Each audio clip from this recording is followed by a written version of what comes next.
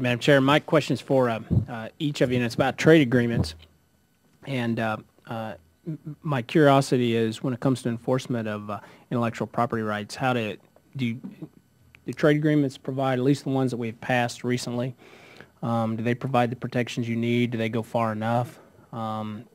Just in general, I'd be very curious about that. Mr. Hollyman.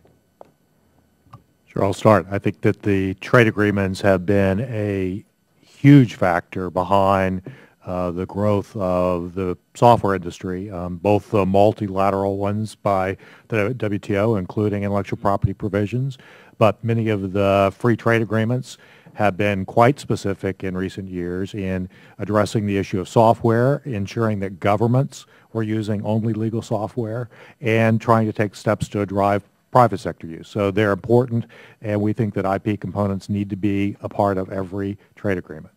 Mr. Carnes? Well, certainly, when we harmonize treaties like WIPO and things like that, that helps, because you get, when you have some countries that have limited copyright protection and other countries like the United States now has Life Plus 70, it gets to be a problem. So it has positively impacted us, that we're harmonizing some of the laws. Mr. Friedman?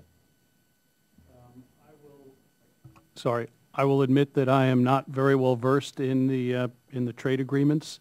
I can say that historically about 1/3 of our business has been overseas, primarily in Europe. The only restriction that we had was in our early days shipping some technology, or not shipping some technology, to the former Soviet Union, into Russia.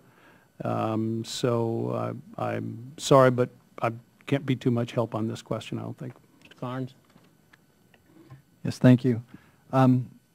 I, in general, feel very positive about the trade agreements and the progress that has been made in that area. And, I think that as a government, you tend to think about it at a macro level. As an individual, I tend to think about it as a micro level.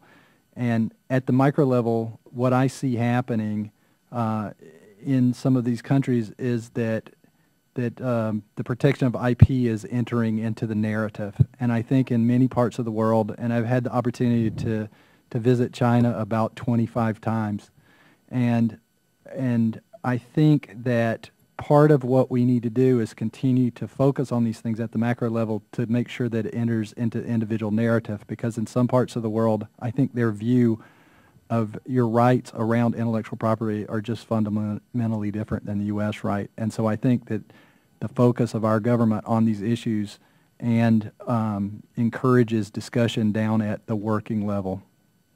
Thank you. Mm-hmm. Mr. Mansfield?